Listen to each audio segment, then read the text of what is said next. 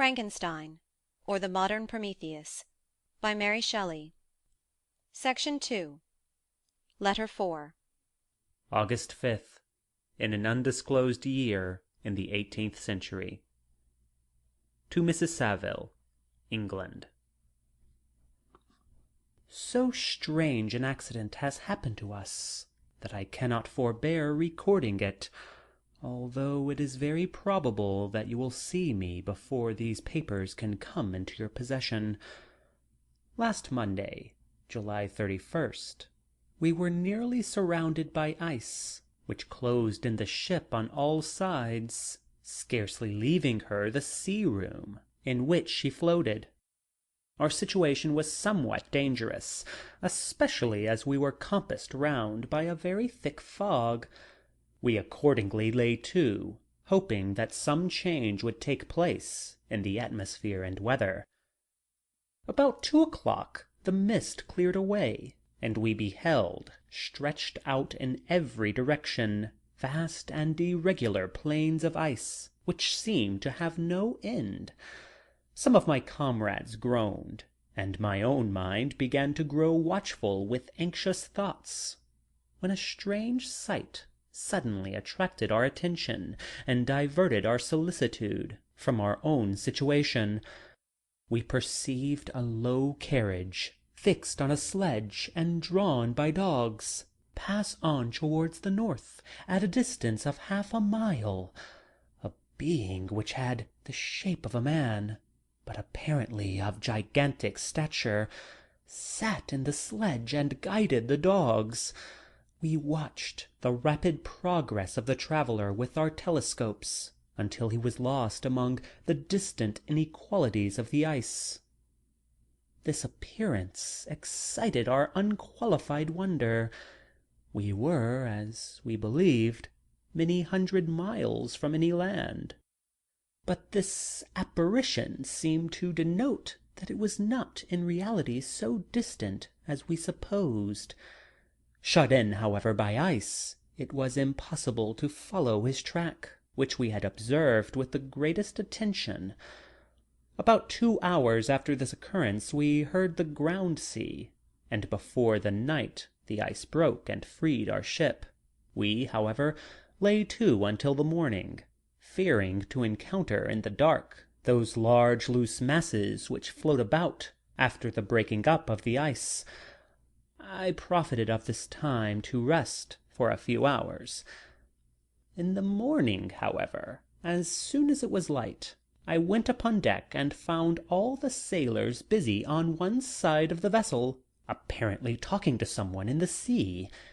It was in fact a sledge, like that we had seen before, which had drifted towards us in the night on a large fragment of ice. Only one dog remained alive, but there was a human being within it whom the sailors were persuading to enter the vessel. He was not, as the other travellers seemed to be, a savage inhabitant of some undiscovered island, but a European. When I appeared on deck, the master said, "Here is our captain, and he will not allow you to perish on the open sea." On perceiving me, the stranger addressed me in English, although with a foreign accent. "Before I come on board your vessel," said he, "will you have the kindness to inform me whither you are bound?" You may conceive my astonishment on hearing such a question addressed to me from a man on the brink of destruction, and to whom I should have supposed that my vessel would have been a resource which he would not have exchanged for the most precious wealth the earth can afford. I replied, however, that we were on a voyage of discovery towards the northern pole. Upon hearing this, he appeared satisfied, and consented to come on board. Good God, Margaret, if you had seen the man who thus capitulated for his safety, your surprise would have been boundless. His limbs were nearly frozen, and his body dreadfully emaciated by fatigue and suffering. I never saw a man in so wretched a condition. We attempted to carry him into the cabin, but as soon as he had quitted the fresh air, he fainted. We accordingly brought him back to the deck, and restored him to animation by rubbing him with brandy, and forcing him to swallow a small quantity. As soon as he showed signs of life, we wrapped him in blankets, and placed him near the chimney of the kitchen stove. By slow degrees he recovered, and ate a little soup, which restored him wonderfully. 2 days passed in this manner before he was able to speak, and I often feared that his sufferings had deprived him of understanding. When he had in some measure recovered, I removed him to my own cabin, and attended on him as much as my duty would permit. I never saw a more interesting creature. His eyes have generally an expression of wildness, and even madness. But there are moments when, if anyone performs an act of kindness towards him, or does him any the most trifling service, his whole countenance is lighted up, as it were, with a beam of benevolence and sweetness that I never saw equalled. But he is generally melancholy and despairing, and sometimes he gnashes his teeth, as if impatient of the weight of woes that oppresses him. When my guest was a little recovered, I had great trouble to keep him off the men, who wished to ask him 1,000 questions. But I would not allow him to be tormented by their idle curiosity. In a state of body and mind whose restoration evidently depended upon entire repose. Once, however, the lieutenant asked why he had come so far upon the ice in so strange a vehicle. His countenance instantly assumed an aspect of the deepest gloom, and he replied, "To seek one who fled from me." And did the man whom you pursued travel in the same fashion? Yes. Then I fancy we have seen him, for the day before we picked you up, we saw some dogs drawing a sledge with a man in it across the ice. This aroused the stranger's attention, and he asked a multitude of questions concerning the route which the demon, as he called him, had pursued. Soon after, when he was alone with me, he said, "I have doubtless excited your curiosity, as well as that of these good people. But you are too considerate to make inquiries." "Certainly. It would indeed be very impertinent and inhuman in me to trouble you with any inquisitiveness of mine." "And yet you rescued me from a strange and perilous situation. You have benevolently restored me to life." Soon after this, he inquired if I thought that the breaking up of the ice had destroyed the other sledge. I replied that I could not answer with any degree of certainty, for the ice had not broken until near midnight, and the traveller might have arrived at a place of safety before that time, but of this I could not judge. From this time a new spirit of life animated the decaying frame of the stranger. He manifested the greatest eagerness to be upon deck, to watch for the sledge which had before appeared. But I have persuaded him to remain in the cabin, for he is far too weak to sustain the rawness of the atmosphere. I have promised that someone should watch for him and give him instant notice if any new object should appear in sight. Such is my journal of what relates to this strange occurrence up to the present day. The stranger has gradually improved in health, but is very silent, and appears uneasy when anyone except myself enters his cabin. Yet his manners are so conciliating and gentle that the sailors are all interested in him, although they have had very little communications with him. For my own part, I begin to love him as a brother, and his constant and deep grief fills me with sympathy and compassion. He must have been a noble creature in his better days, being even now in wreck so attractive and amiable. I said in one of my letters, my dear Margaret, that I should find no friend on the wide ocean. Yet I have found a man who, before his spirit had been broken by misery, I should have been happy to have possessed as the brother of my heart. I shall continue my journal concerning the stranger at intervals, should I have any fresh incidents to report. August 13th. In an undisclosed year in the 18th century. My affection for my guest increases every day. He excites at once my admiration and my pity to an astonishing degree. How can I see so noble a creature destroyed by misery without feeling the most poignant grief? He is so gentle, yet so wise. His mind is so cultivated, and when he speaks, although his words are cold with the choicest art, yet they flow with rapidity and unparalleled eloquence. He is now much recovered from his illness, and is continually on deck, apparently watching for the sledge that preceded his own. Yet, although unhappy, he is not so utterly occupied by his own misery, but that he interests himself deeply in the projects of others. He has frequently conversed with me on mine, which I have communicated to him without disguise. He entered attentively into all my arguments in favor of my eventual success, and into every minute detail of the measures I had taken to secure it. I was easily led by the sympathy which he evinced to use the language of my heart, to give utterance to the burning ardor of my soul, and to say with all the fervor that warmed me how gladly I would sacrifice my fortune, my existence, my every hope, to the furtherance of my enterprise.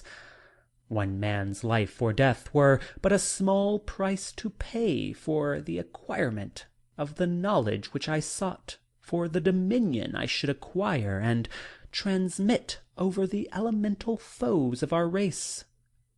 As I spoke, a dark gloom spread over my listener's countenance.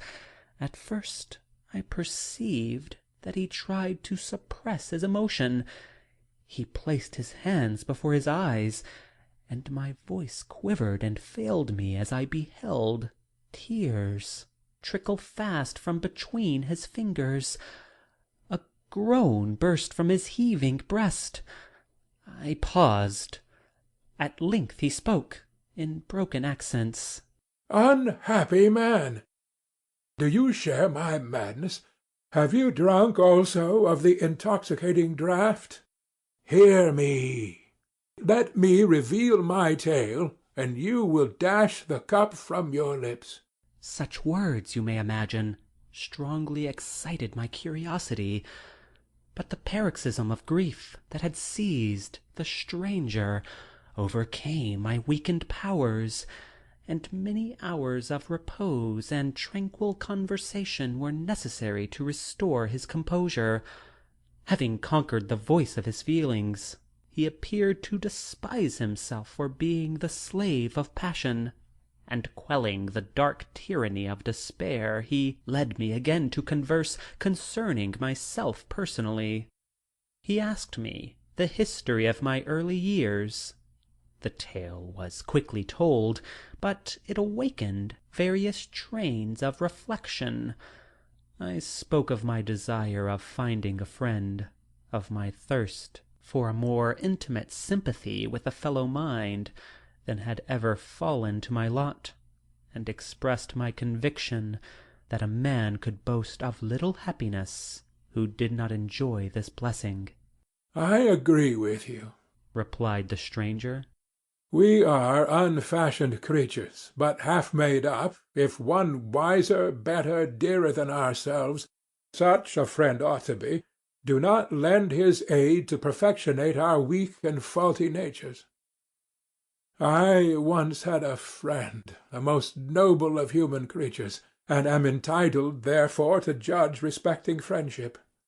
You have hope and the world before you, and have no cause for despair. But I have lost everything, and cannot begin life anew." As he said this, his countenance became expressive of a calm, settled grief that touched me to the heart. But he was silent, and presently retired to his cabin. Even broken in spirit as he is, no one can feel more deeply than he does the beauty of nature. The starry sky, the sea, and every sight afforded by these wonderful regions seems still to have the power of elevating his soul from earth. Such a man has a double existence. He may suffer misery and be overwhelmed by disappointments, yet when he has retired into himself, he will be like a celestial spirit that has a halo around him, within whose circle no grief or folly ventures. Will you smile at the enthusiasm I express concerning this divine wanderer? You wonder. You would not if you saw him. You have been tutored and refined by books and retirement from the world, and you are therefore rendered somewhat fastidious. But this only renders you the more fit to appreciate the extraordinary merits of this wonderful man. Sometimes I have endeavored to discover what qualities it is which he possesses that elevates him so immeasurably above all other person I ever knew. I believe it to be an intuitive discernment, a quick but never failing power of judgment, a penetration into the causes of things, unequalled for clearness and precision. Add to this a facility of expression, and a voice whose varied intonations are soul-subduing music. August 19th, in an undisclosed year in the 18th century. Yesterday the stranger said to me, "You may easily perceive, Captain Walton, that I have suffered great and unparalleled misfortunes. I had determined at one time the memory of these evils should die with me. But you have won me to alter my determination. You seek for knowledge and wisdom, as I once did, and I ardently hope that the gratification of your wishes may not be a serpent to sting you, as mine has been. I do not know that the relation of my disasters will be useful to you. Yet, when I reflect that you are pursuing the same course, exposing yourself to the same dangers which have rendered me what I am, I imagine that you may deduce an apt moral from my tale, one that may direct you if you succeed in your undertaking, and console you in case of failure. Prepare to hear of occurrences which are usually deemed marvellous. Were we among the tamer scenes of nature, I might fear to encounter your unbelief, perhaps your ridicule. But many things will appear possible in these wild and mysterious regions, which would provoke the laughter of those unacquainted with the ever-varied powers of nature. Nor can I doubt but that my tale conveys in its series internal evidence of the truth of the events of which it is composed. You may easily imagine that I was much gratified by the offered communication, yet I could not endure that he should renew his grief by a recital of his misfortunes. I felt the greatest eagerness to hear the promised narrative, partly from curiosity, and partly from a strong desire to ameliorate his fate, if it were in my power. I expressed these feelings in my answer. "I thank you," he replied, "for your sympathy, but it is useless. My fate is nearly fulfilled. I wait but for one event, and then I shall repose in peace." I understand your feeling. Continued he, perceiving that I wished to interrupt him.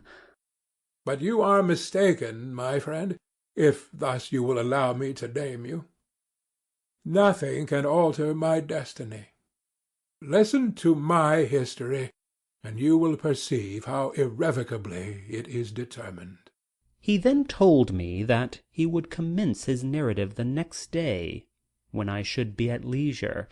This promise drew from me the warmest thanks. I have resolved every night, when I am not imperatively occupied by my duties, to record, as nearly as possible in his own words, what he has related during the day. If I should be engaged, I will at least make notes. This manuscript will doubtless afford you the greatest pleasure, but to me, who know him, and who hear it from his own lips, with what interest and sympathy shall I read it in some future day? Even now, as I commence my task, his full-toned voice swells in my ears, his lustrous eyes dwell on me with all their melancholy sweetness. I see his thin hand raised in animation, while the lineaments of his face are radiated by the soul within. Strange and harrowing must be his story, frightful the storm which embraced the gallant vessel on its course, and wrecked it thus. End of Section 2.